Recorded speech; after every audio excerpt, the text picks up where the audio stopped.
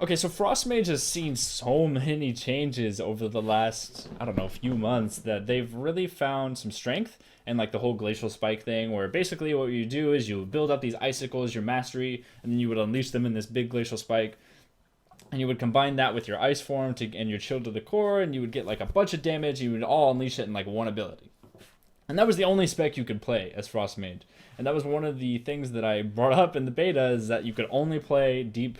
You could only play with in PvP at least. You could only play with Deep Shatter and Ice Form. And like if you didn't take those, or if you didn't have those PvP talents, you were useless as a Frost Mage. You wouldn't do anything. But now in 7.1.5, you have a little bit of diversity. In fact, you might have a new spec that might be better than the Glacial Spike spec. And I want to go over the design changes for this this class, the Frost Mage in general, and kind of give my insight on the PvE, but mostly PvP sides of things. I think that this class in particular has had a lot of, not only has had a lot of changes, but in my opinion still has a lot of changes to go. I think that there's a lot of things that really don't make sense in like the Frost Mage kit, compared to like the Fire Mage kit, which I think is a pretty solid design, and the Arcane Mage, which is getting there as well.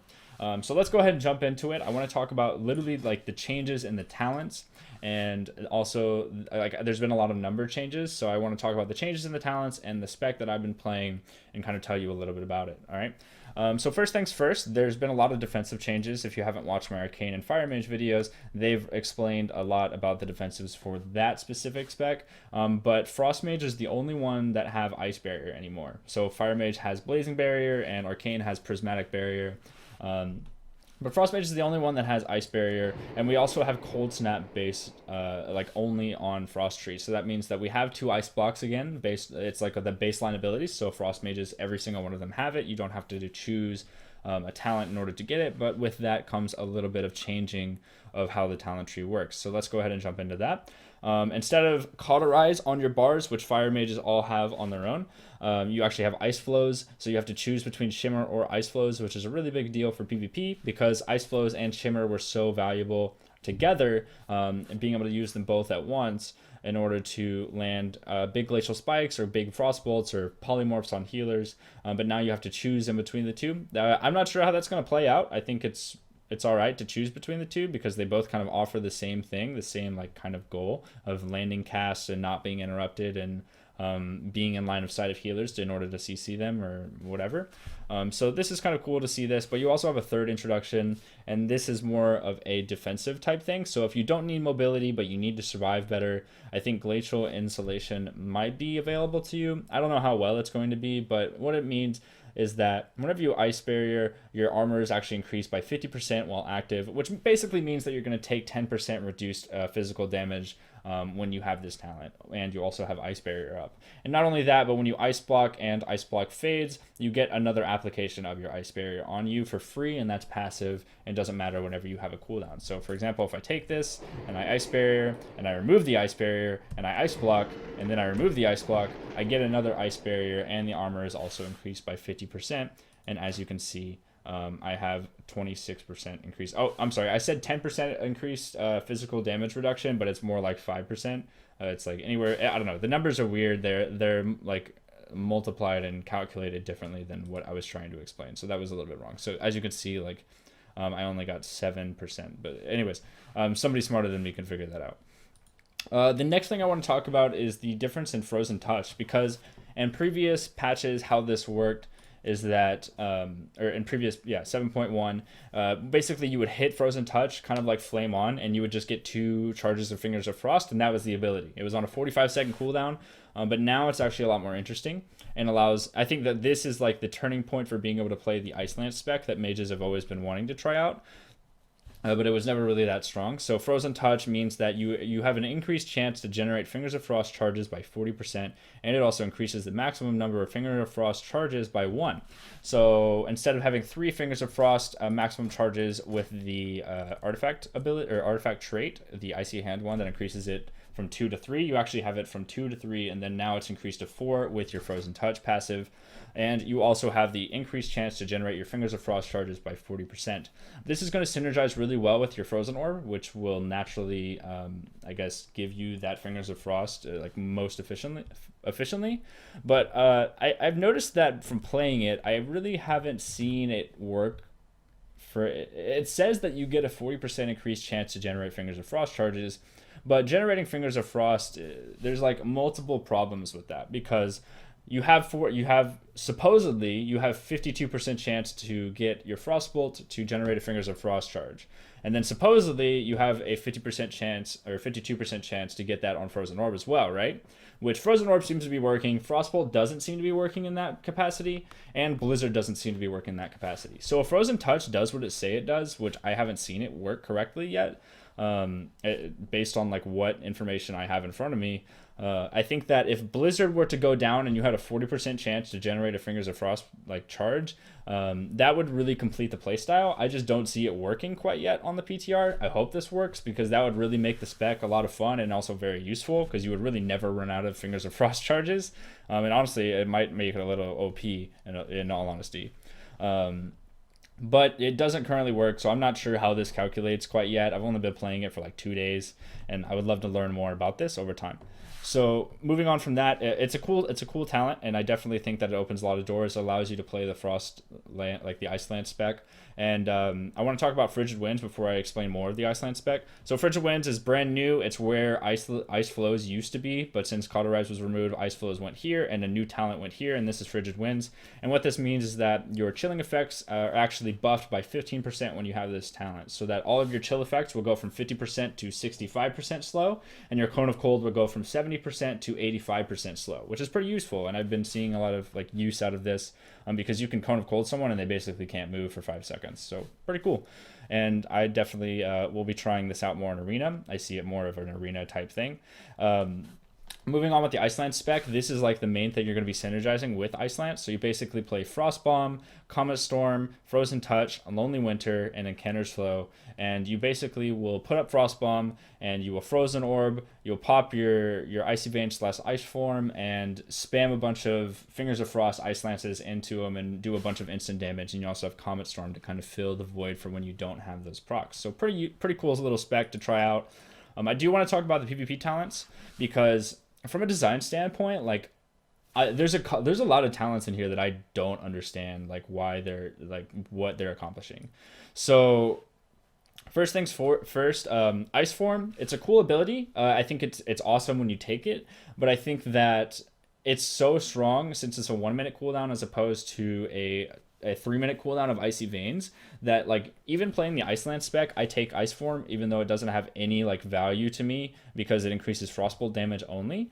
But this actually activates your Shield to the Core artifact trait. So all Frost mages who play consistently know this already, but I'm just explaining it. And that basically means you get 20% increased frost damage when you Ice Form / Icy Veins. And since it's on a 1 minute cooldown, it's more consistent, and you get a lot more out of that Shield to the Core buff than you would with just Icy Veins. You get 36 seconds of increased 20% frost damage over a 3 minute period, as opposed to getting 20 seconds whenever you just take Icy Veins. So it's better to take Ice Form in all situations.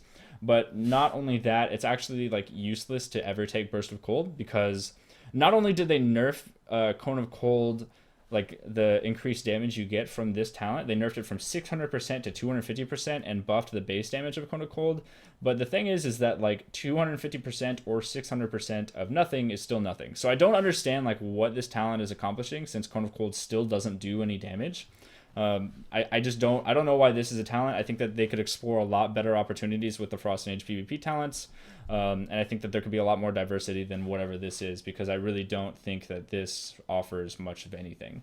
I think maybe empowering Cone of Cold to do a more of a utility thing, since that's really all the ability is used for as opposed to damage, would be a lot cooler. So maybe like a 2-second stun.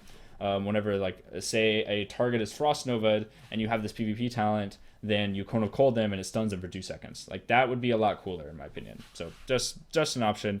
Concentrated coolness, I also don't really see much value in it. I see the AoE potential or whatever, but honestly, I don't see this as being much of an interesting ability for Frost Mages, so that's why I don't ever take it. And Ice Form is honestly just too good.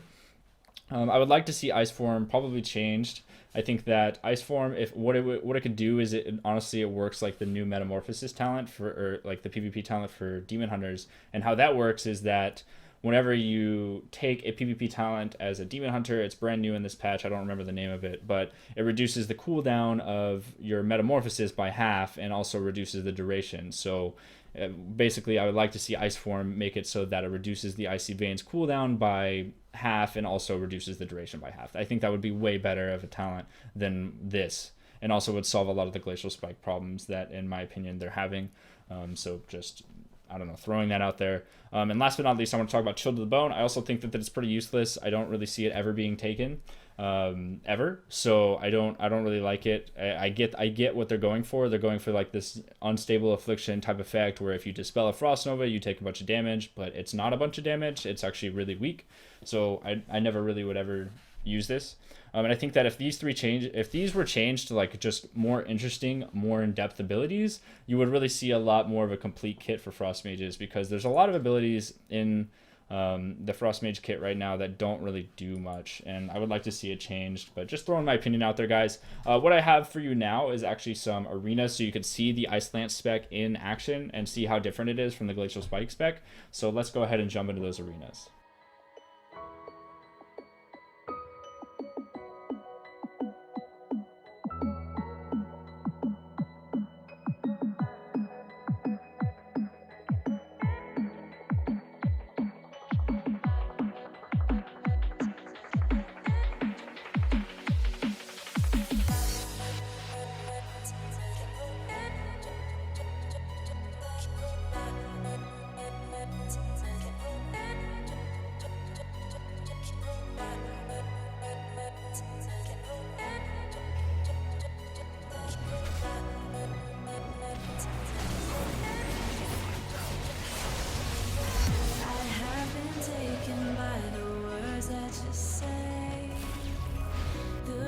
That carries them has kept me astray.